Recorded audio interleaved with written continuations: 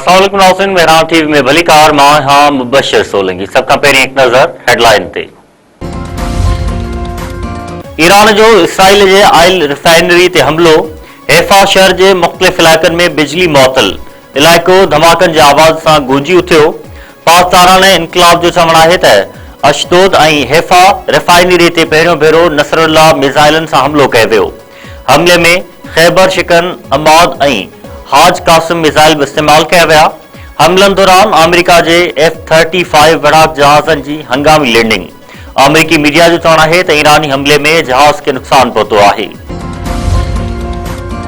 विच ओभर में तेल ऐं गैस ज़ख़ीरनि ते हमलनि बैदि सॼी दुनिया में तेल ऐं गैस की क़ीमतुनि में इज़ाफ़ो। ब्रेंडेड कच्चे तेल की क़ीमत $106 फी बैरल ताईं पहुची वई। यूरोप ऐं बरतानिया समेत मुख़्तलिफ़ मुल्कनि में गैस की क़ीमतुनि में इज़ाफ़ो। चक वेझो नंढे भाउ वॾे भाउ खे कुहाड़ियूं हणी क़त्ल करे छॾियो। शहर जे सेठार पाड़े में भाइरनि में दीवार जे मामले तां झेड़ो। रफ़ीक अहमद दमियो, कुहाड़ियूं लॻण करे ज़ख़्मी, सखर नींदे दम ॾिनाई।